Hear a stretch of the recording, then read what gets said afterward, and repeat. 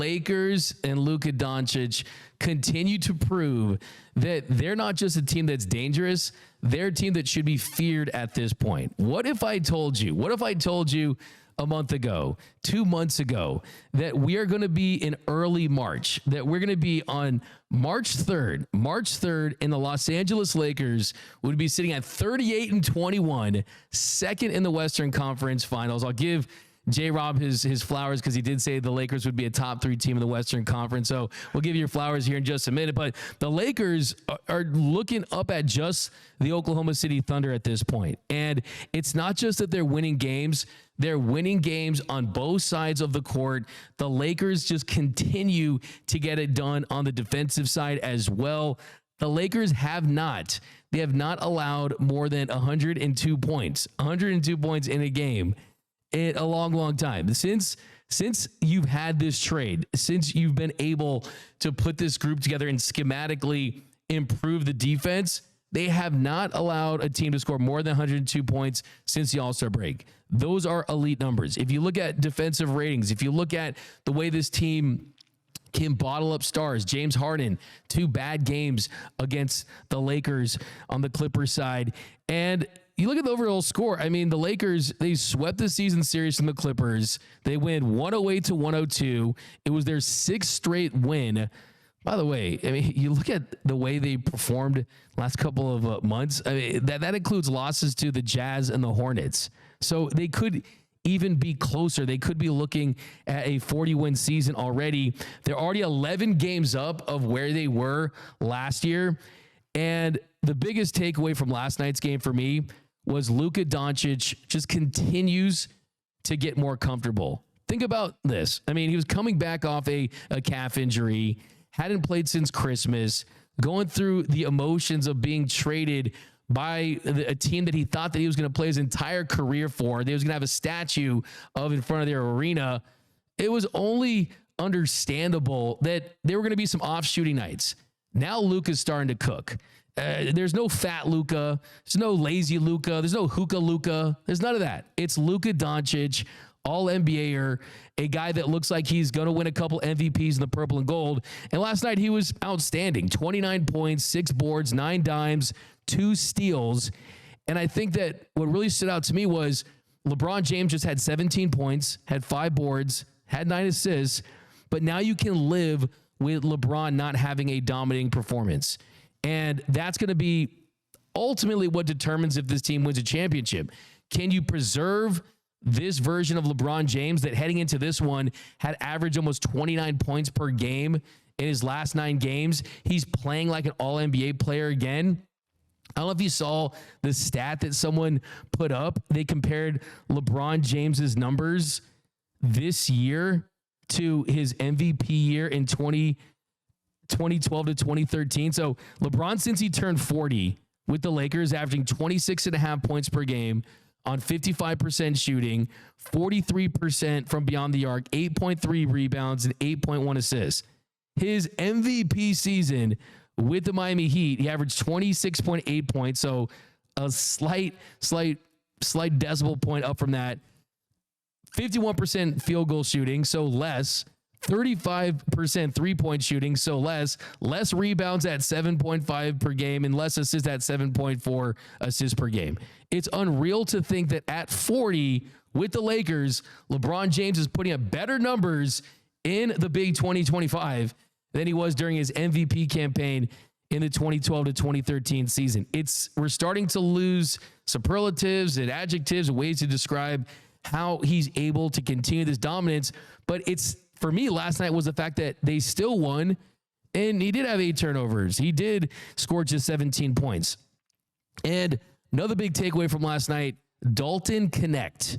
Dalton Connect scored 8 of his 19 points in the first quarter, so he comes out, has a strong start, and he looked like he's gotten over anything that he was dealing with as far as, hey, they included you in a trade for Mark Williams. Now with Dalton Connect, you have someone that can get you big buckets.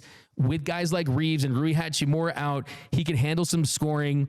Dorian Finney-Smith goes 4 for 9 from the field, had 11 points. Gabe Vincent pitched in with 9 points and 3 rebounds. He's playing the 3-and-D role. So this Lakers team looks deep. The defense looks top tier. You have a closer. I mean, that bank shot from Luka Doncic, those moments, bearing threes, talking smack to that Clippers bench. That's what we love. We prayed for times like this in Lakerland. That's what we love. We love players that can score and be elite, but also play to the crowd, entertain. And that's what you're getting with Luka Doncic. So it was really impressive to see that. By the way, LeBron's chase down block, that was pretty impressive as well, the athleticism. But I think with Luka, the thing for me is that you're seeing him pick his spots at times. It's the facilitating, finding guys in the corners, using the lob threat when it's there. But it's just the overall, hey, like, I've been here for a couple weeks. I've unpacked. I know how to get to where I live, right? I mean, think about where you were the first day at your new job, how awkward you were. You're like, hey, that's awesome. You know, you say all kinds of weird stuff. You act all different. That's great. Oh yeah, that's awesome. You know, but then like 2 months in through, it's like, hey, how's it going? You know, you're your real self. I think he's starting to be his real self out there, and it's paying dividends. I mean, Vando, I mean, the success they've had with Vando is crazy. I mean, everything is looking like, oh my goodness, this is a Lakers team that isn't just, oh, we're better off for the future. It's no, the future is intact, but the present is a championship contender. And we're going to talk about this brutal schedule they have coming up. But hey, now if you want to take your victory lap, you can go ahead and do it right now, J-Rob.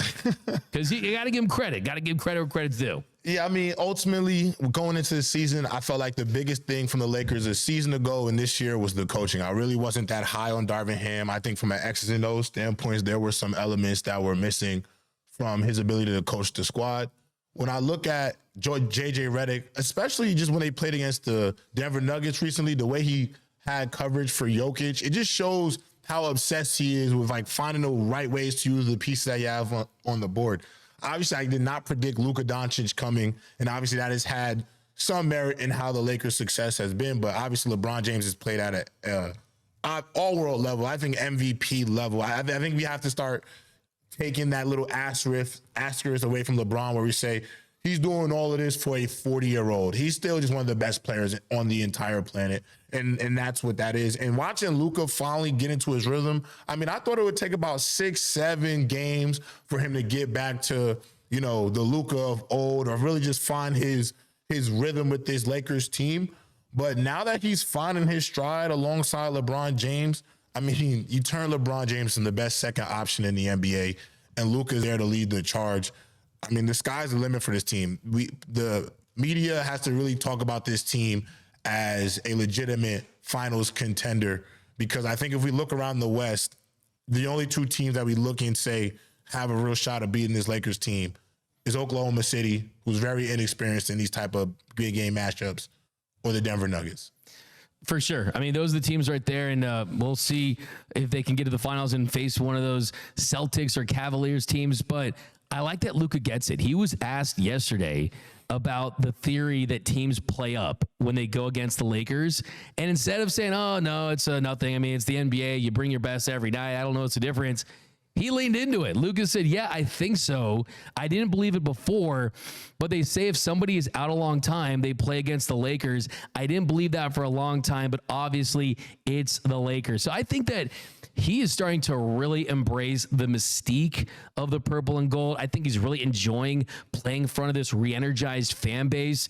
And I think that he's all in for now and for the future. And that, like you said, I mean, no one wants to play his Laker team right now, but there are teams on their schedule, and that to me, like people are saying this is a special Laker team. This is like pump the brakes just a little bit, and let's see how they navigate their way through this March schedule. If they make it through their March schedule and they don't go through any losing streaks, you're not playing 500 basketball, then I will be ready to say this team has the potential to be special. If you look at the Lakers' March schedule, don't look now, but it's tough, okay? They're 9-2 in their last 11 games, but they have the 5th toughest schedule for the rest of the year. And this month, in March, they have 17 games in 30 days. LeBron James even went to Instagram to talk about how tough that schedule was. They had to play the Bucks on the road. They got to fly out to Milwaukee to take on the Nuggets. After a day off, they'll come back for a back-to-back against the Suns and the Spurs. And yes, the Spurs game, I mean, you don't have Wemby in there, but De'Aaron Fox just hit a game winner. It's just the NBA. And then Phoenix, you still have KD and Devin Booker. Then they have a day off, and then they play the Spurs and the Nuggets again at home to wrap up the series with them. And then, look, it's just tough to win multiple back-to-backs, but you got 2 back-to-back games, and you have to play the same team twice in short order. The Lakers have to do that 3 times in a little over a week. So that's a lot. I mean, after the Pelicans tomorrow, you got the Knicks at home. Then you got a road game against the defending champion Boston Celtics. That's going to be a massive game this Saturday. Then you go to Brooklyn. That's the final game before a 6-game and 8-day stretch. And then to finish up March, you got a 4-game road trip against above 500 teams. You're going up against the Pacers, the Grizzlies, and then you get a home game against the Rockets on the last day of March. So February, it was a great month. I mean, they go 10-2 at the fourth best plus minus in the association at 9.8. You had the best defensive rating in the sport at 107.2. If you can get anything close to that in March, then we could start talking about this Laker team has the talent, they have the coaching, they have the incentive, knowing that you're not going to get that many more. Who knows? I mean, LeBron James, he's going to be a granddad dropping triple doubles and stuff like that. But who knows what it's going to look like? But I'm going to pencil the Lakers going 4 games over 500 in that stretch. And even if they don't, if you go, let's say 6-5, I mean, you're talking 43-26, a 623 win percentage, probably a 5 seed in the Western Conference. So I still think that this is a Laker team with time to gel, a tough schedule. Now that Laker playing up opponent thing that Luka was talking about is going to be even more because they're a good team. But yeah, it's a daunting schedule. But